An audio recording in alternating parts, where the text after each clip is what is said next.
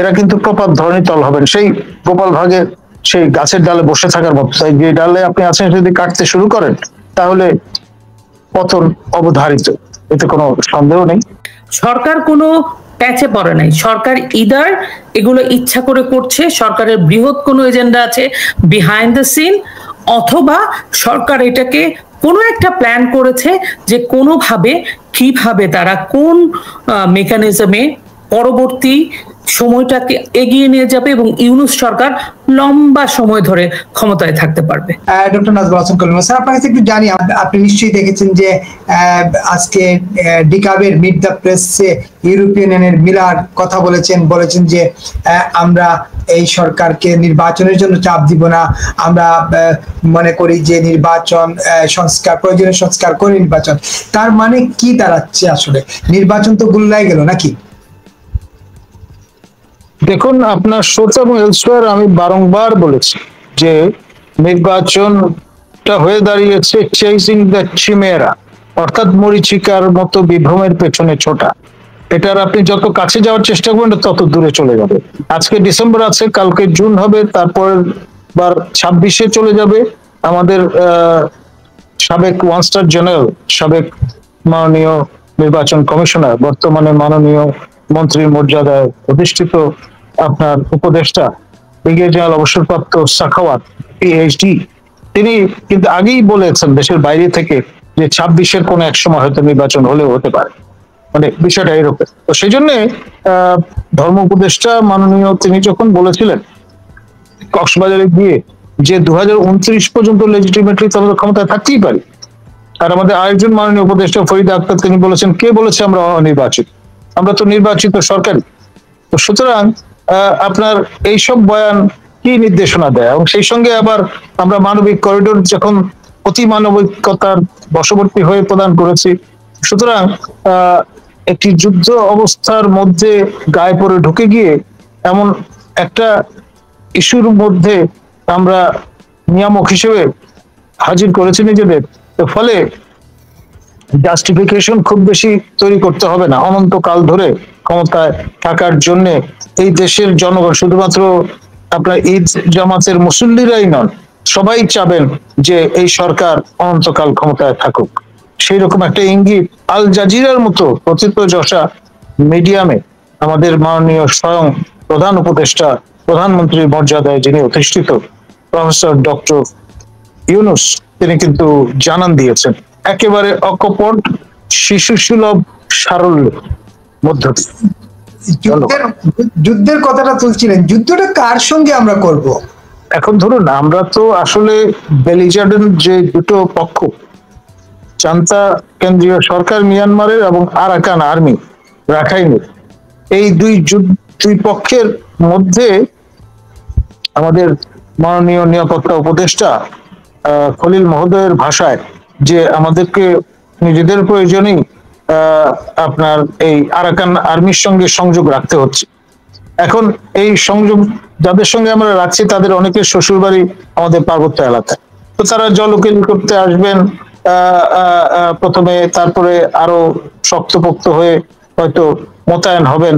আর এই সুযোগে এই মানবিকতা যেহেতু আমরা দেখাচ্ছি, সেই কারণে আপনার অবশিষ্ট রোহিঙ্গা যারা আছেন তারাও কিন্তু নিরাপদ আশ্রয় মনে করে আপনার সীমান্ত অতিক্রম করার যে প্রক্রিয়া শুরু করেছেন সেটি অব্যাহত আছে। আমরা কিন্তু খেয়াল করছি, আমাদের নজর সেখানে নেই। তাহলে যুদ্ধটা কার সঙ্গে? ছায়াযুদ্ধ কিনা? মানে প্রধান উপদেষ্টা যে সবাইকে যুদ্ধের জন্য প্রস্তুত থাকতে বললেন, যে যুদ্ধ হই অবস্থা, মানে পাকিস্তান আর ভারতের পশ্চিম ফ্রন্টে যুদ্ধ হবে, আর আমরা এখানে যুদ্ধ হই অবস্থায়। কার সঙ্গে যুদ্ধ? ছায়ার সঙ্গে নাকি? আমি কবি মাকিদ হায়দারের একটি কবিতা চিত্র করব এখানে। ভুল নিবেদন, এই বয়সে ভুল নিবেদন, হায় রে প্রেমিক।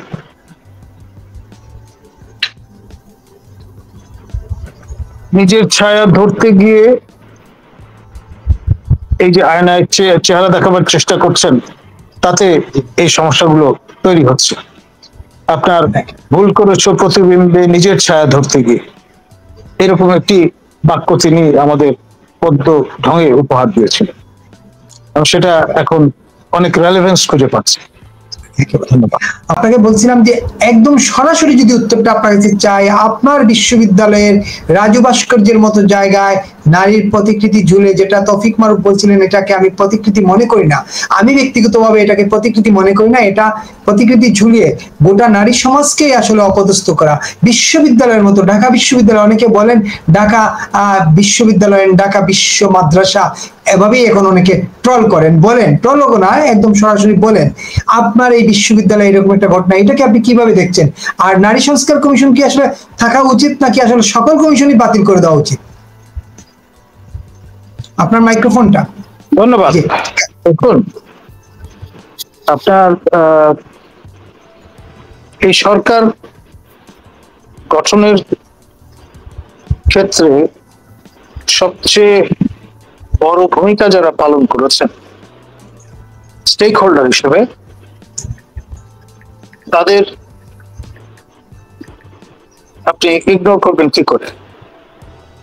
আপনার চরমোনাই হুজুর, তারপর আপনার মমিনুল হক মহোদয়, আপনার হেফাজতে ইসলামের বাবুল নাগরী প্রমুখ ব্যক্তিবর্গ, তারা কিন্তু আপনার এই যখন তারিখটি পাল্টে গেল, অর্থাৎ 6 তারিখের বদলে 5 তারিখে, তখন স্টেট উইদিন স্টেট অ্যাক্টররা গুরুত্বপূর্ণ ভূমিকা পালন করেছিলেন। আপনার যে সমস্ত মাদ্রাসা থেকে সাবালক নাবালক আপনার শিক্ষার্থীদের জড়ো করা হয়েছিল, সেই মাদ্রাসাগুলোর সুপারদের অ্যাসিওর করা হয়েছিল যে কারো বুকে গুলি করা হবে না, সবাই নিরাপদে মাদ্রাসায় প্রত্যাবর্তন করতে পারবে, তারা প্রদান করছেন এবং অ্যাসিওরেন্সও দিচ্ছে। তো ন্যাচারালি এই যে 40 লক্ষ লোক, তারা যে ঢাকা লক্ষ্য করে, রাজধানী শহর লক্ষ্য করে এবং বিশেষ করে ঢাকায় অবস্থিত গণভবন লক্ষ্য করে যে যাত্রাটি শুরু করেছিলেন, সেটি শতভাগ গ্যারান্টিড ছিল যে কেউ হত হবেন না। কারণ তার আগে 3 তারিখে দরবার করে মাননীয় সেনাপ্রধান যেই সিদ্ধান্তটি জানান দিয়েছিলেন যে এই জনতার মুখোমুখি সশস্ত্র বাহিনী হবে না এবং তারা আর যাই হোক গুলি বর্ষণ করবে না। এটা ছিল $1 ট্রিলিয়ন আপনার দামি একটি অ্যাসিওরেন্স বা গ্যারান্টি বা ইন্স্যুরেন্স। ফলে এই ইন্স্যুরেন্সের বলে বলিয়ান হয়ে আপনার যারা আগুয়ান হয়েছিলেন, সবচেয়ে পেটানো অংশ যেটা, সবচেয়ে সক্রিয় অংশ যেটা, সেটা হচ্ছে এই জিহাদি জজবার শরিকানা যাদের আছে তারা। ফলে আপনি এখানে এদেরকে ইগনোর করবেন কি করে? আবার খেয়াল করে দেখেন, আমাদের মাননীয় স্বাস্থ্য বিষয়ক উপদেষ্টা, তিনি কিন্তু ওই অর্থে মানে যে নোবেল পুরস্কারটি মহিমান্বিত করেছে আমাদের প্রফেসর ডক্টর ইউনূস মহোদয়কে, তিনি এককভাবে কিন্তু ওই পুরস্কারটি পাননি। নোবেলের ওই বিচারক মন্ডলীতে যারা ছিলেন তারা এটা সহভাগিতার মধ্যে ফেলে দিয়েছেন, প্রফেসর ইউনূস এবং গ্রামীণ ব্যাংক। গ্রামীণ ব্যাংক কেন? কারণ এটা নারীদের ভূমিকা সবচাইতে অতুলনীয়। এই মাইক্রো ফিন্যান্স যে মডেলটা, সেটাকে বিশ্বব্যাপী মার্কেটিং করবার ক্ষেত্রে, আর সেই নারীদেরই অন্যতম হচ্ছেন, অবশ্যই তিনি কৃতবিদ্য মানুষ, নিম্ন বর্গের মানুষ নন, কিন্তু in a way one of the recipients. ফলে এরা নানান বিবেচনায় এখানে জড়ো হয়েছেন। কেউ এসছেন মাননীয় সেনাপ্রধান এবং সশস্ত্র বাহিনীর সুপারিশে, কেউ এসছেন আমাদের এই যে 158 জন সমন্বয়ক যারা বিপ্লবের অন্যতম কুশীলব, তাদের সুপারিশে এবং কন্ডিউট হিসেবে কাজ করেছেন আমাদেরই প্রতিম সহকর্মী আপনার প্রফেসর ডক্টর আসিফ নজরুল, বর্তমান মাননীয় উপদেষ্টা মন্ত্রী মর্যাদায়, এবং সেই সঙ্গে স্বয়ং প্রফেসর ডক্টর ইউনূস, তিনি এই তিন আপনার সূত্র থেকে কিন্তু এরা শেষ অবধি সুপারিশকৃত হয়েছে।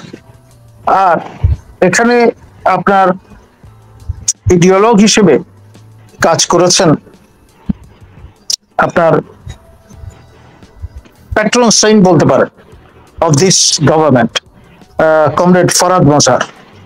তার স্পাউস বা পার্টনার তিনি কিন্তু আপনার এই সরকারের একজন শরিক এবং উন্নয়ন বিকল্পে নীতি নির্ধারণী গবেষণার অন্যতম আপনার কাণ্ডের ফরিদা আক্তার, তারা আছেন।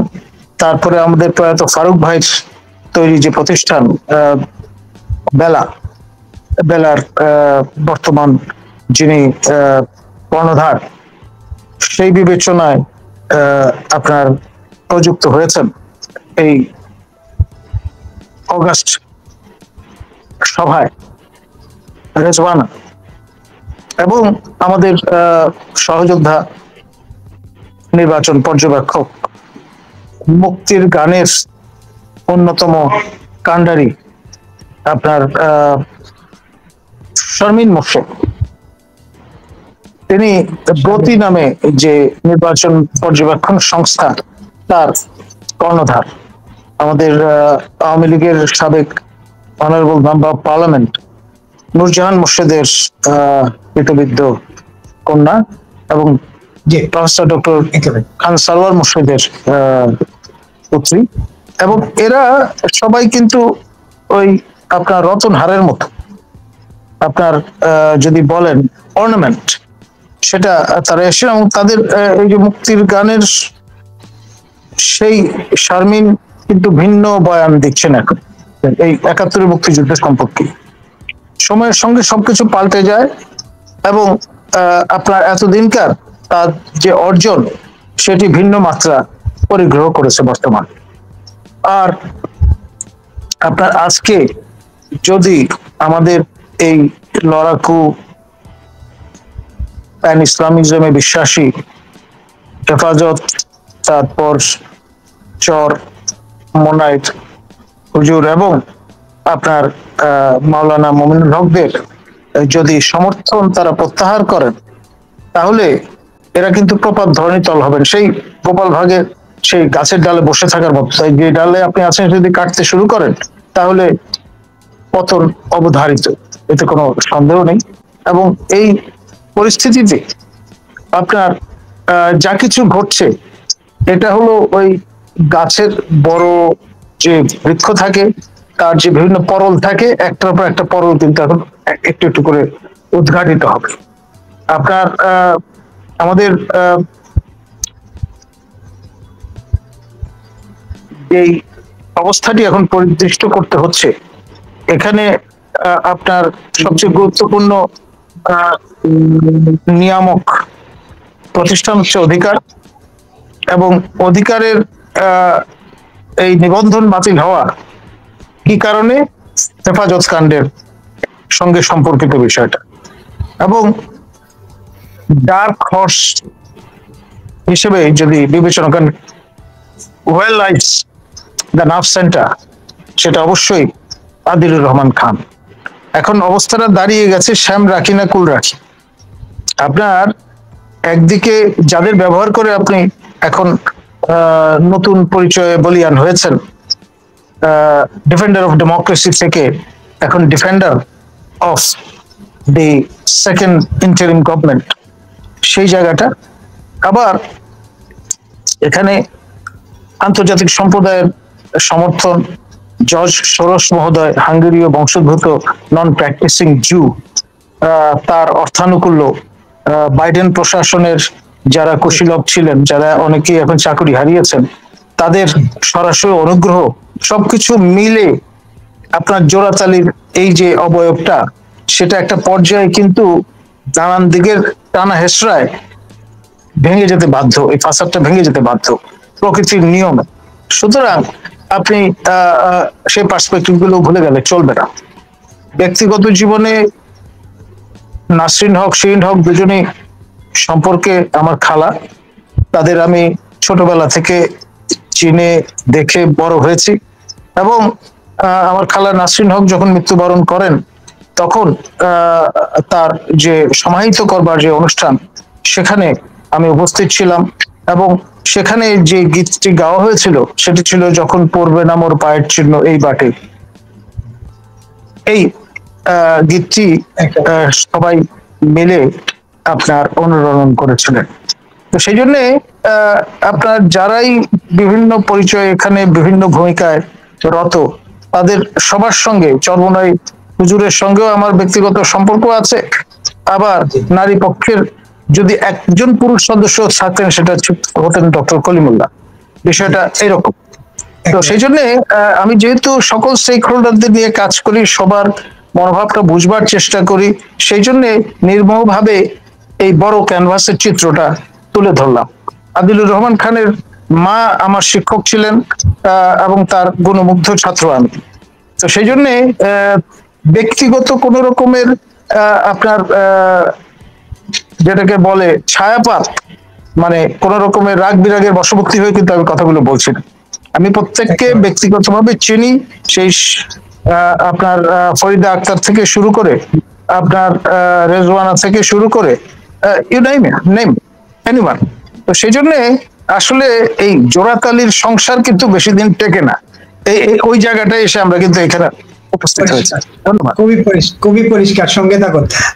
শাহেদ আহমেদ দুপা, ডক্টর নাজমুল হাসান কলিমুল্লাহ বলছিলেন যে সরকার আসলে তার ক্ষমতা, আমি যদি এতটুকু বুঝে থাকি মূল সারমর্ম, সরকার তার ক্ষমতা হারানোর ভয়ে এইসব নিয়ে কথা বলতে চাচ্ছে না, কারণ সরকারের বড় স্টেক হোল্ডার হচ্ছেন এরাই সরকারকে ক্ষমতায় বসিয়েছেন।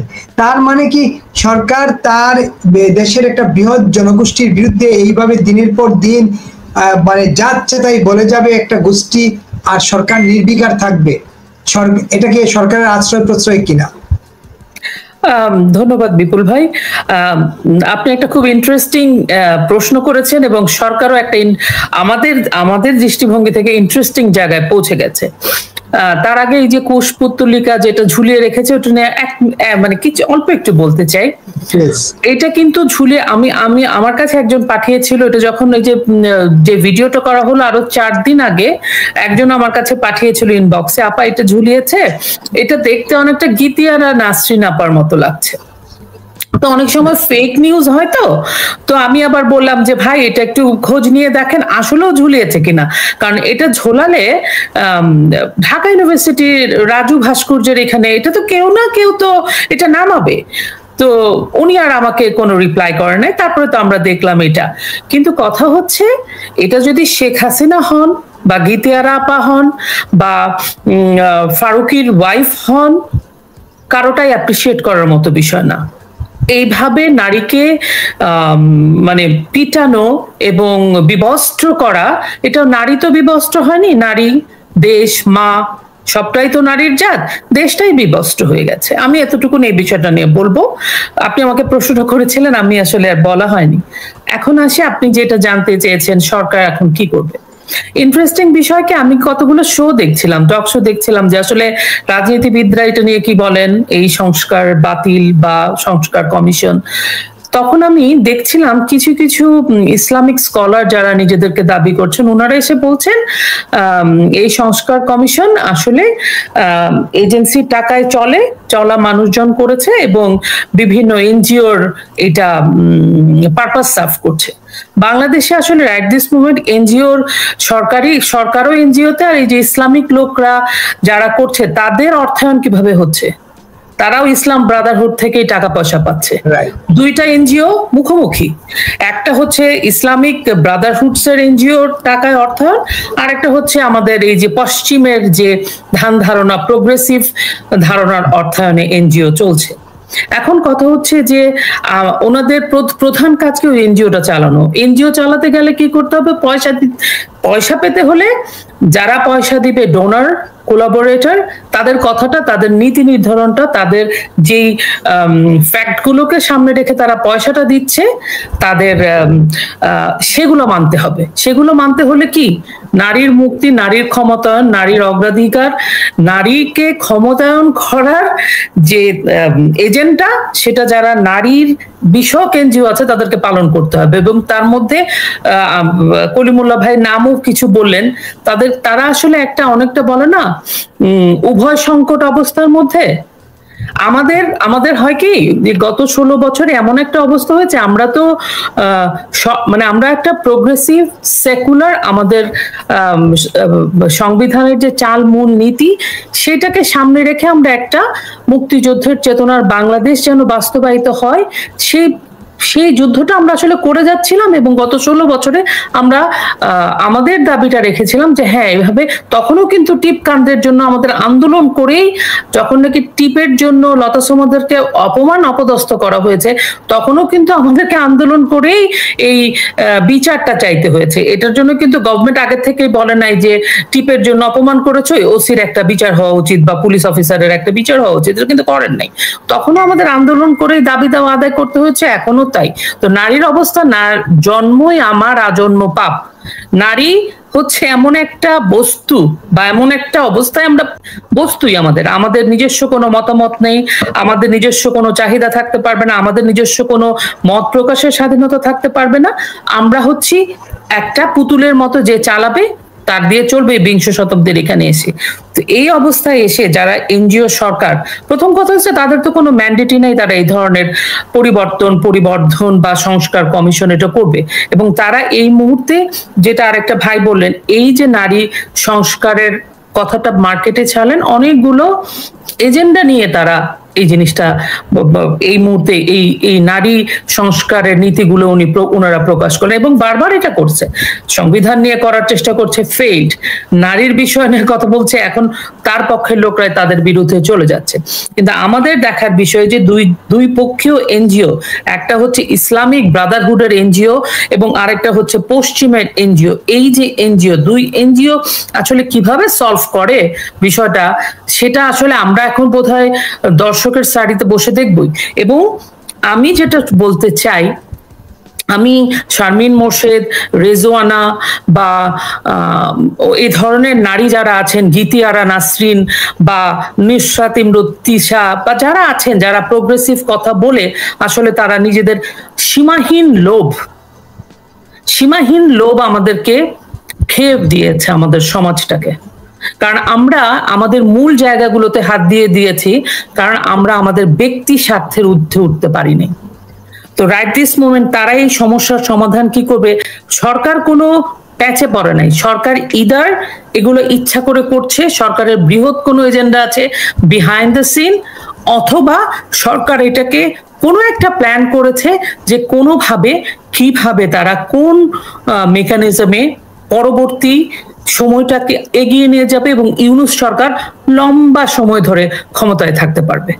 আমার কাছে এটাই মনে হচ্ছে।